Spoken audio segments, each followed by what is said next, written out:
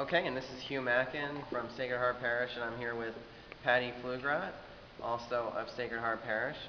And Pattie is here to talk about a ministry she started here at Sacred Heart, and it's called Gifts of Love. Correct. And Pattie, just tell us kind of in a nutshell, first of all, what is Gifts of Love? What is the ministry about? Gifts of Love is making items for the unborn, the babies who pass away too early to be born. We make tiny caskets and burial outfits and little blankets and memorial boxes for the moms to take home with them. And these little caskets that we make are for the unborn. We have 3 different sizes that we're doing. And we have several people making these. We have people from all over, actually. We have the PCCW ladies donating items. We have the Knights of Columbus men making caskets. We have the LaCrosse Diocese people doing things for our mission here. We have 50 prisoners making caskets as we're speaking, and I will be going to the ladies' prison on the other side of Fond du Lac to show them how to line these caskets and do those up so that we'll have them for the shrine in LaCrosse. And that's an awesome project too, because they do take babies there who pass away in just little baskets or whatever, and we want little caskets for them to be buried in. This is for the dignity and love of babies, and it also works in very good with our pro-life movement. So Pattie, tell us, how did this ministry start? I had gone to Texas with my husband as a snowbird a couple of years, and they had asked me to do the lining because some of the ladies are a little more, I guess they really didn't want to do them, so I said I would do them. So I learned how to line these little caskets, and the men would make them, and the ladies would make the other items. And when I came back to Wisconsin the second year, I thought, well, should I look and see if they need it down here, you know? So I put it online, and there was 15 hospitals alone who needed burial caskets and little outfits and stuff for their NICU. 15 pages, that's a lot of pages. Wow. And so I started asking around if anybody would be interested, and it was overwhelming. People just came out of the woodwork that really wanted to do this, and it's just been awesome. People from where? Our parishes, the Knights of Columbus, we have men making them there. We have men making them from all over the place. As soon as they hear about it, if they're carpenters and that, they really want to do it. My husband is making the medium-sized ones, and they're just everybody. Our parish, there's some gentlemen who want to make them. And we are not just going to stick it with Marshfield. We're going to, there's 15 hospitals affiliated with Marshfield, so when we get an overabundance here, it is going to be going over to the other 15 hospitals. And Carissa Kilty from the Volunteer Services and a TLC program at St. Joseph Hospital is going to be helping with that. Wow, that's wonderful. So talk a little bit about what this means for the family of a stillborn infant. Talk about maybe an example of a family without obviously giving names. Well, what does it mean to them? First of all, it's very devastating for the parents when they lose a baby. You're not expecting it. And so there's no place for them to go. They don't have the insurance. They don't have the funding for all of this.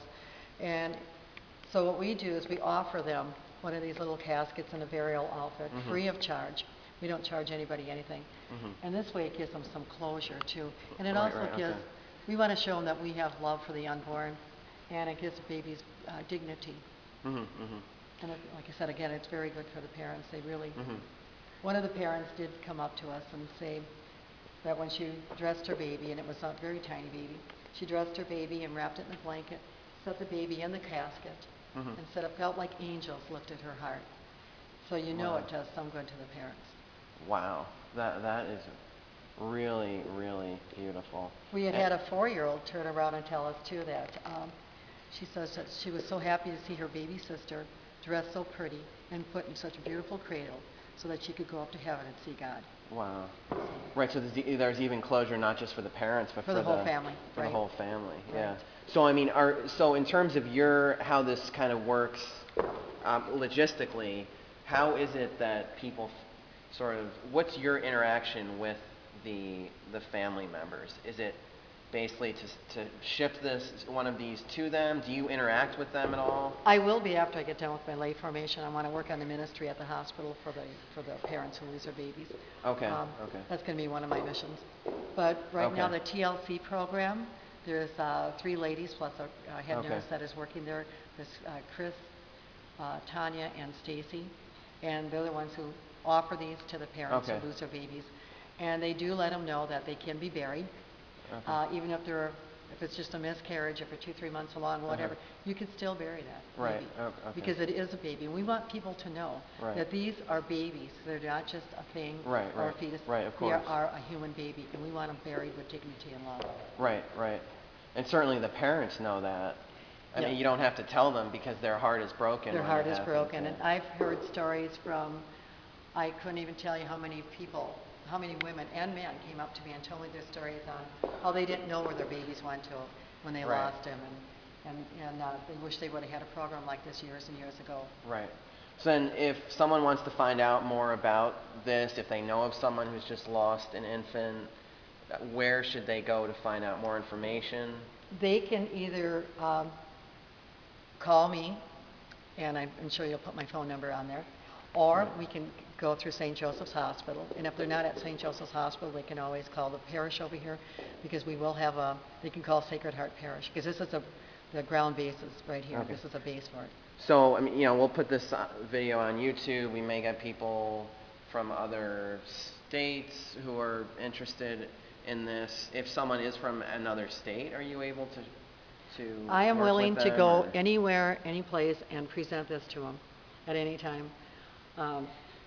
If they want to make an appointment with me, I'm more than willing to go Okay. and present this to them. I think it's a project that should be known all over. And just one, or actually 2 final questions. The Diocese of LaCrosse has been, what has their support been like? How is the bishop? Their support is awesome with this.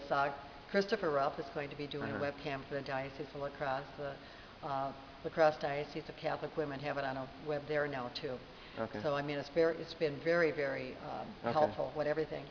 Again, this is donated to all the parents, and none of this is charged to anyone. So Right, this is right. all done on goodwill offerings. Right, right. Okay.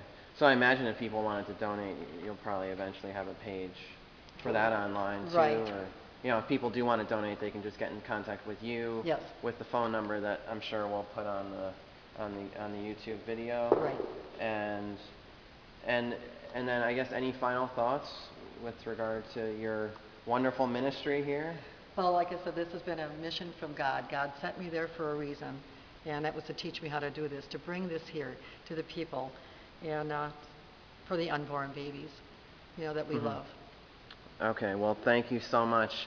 Thank Pattie you. Pflugradt of Sacred Heart Parish, who is the founder of the ministry Gifts of Love, and I'm Hugh Mackin, also of Sacred Heart Parish, and thank you so much for your attention today.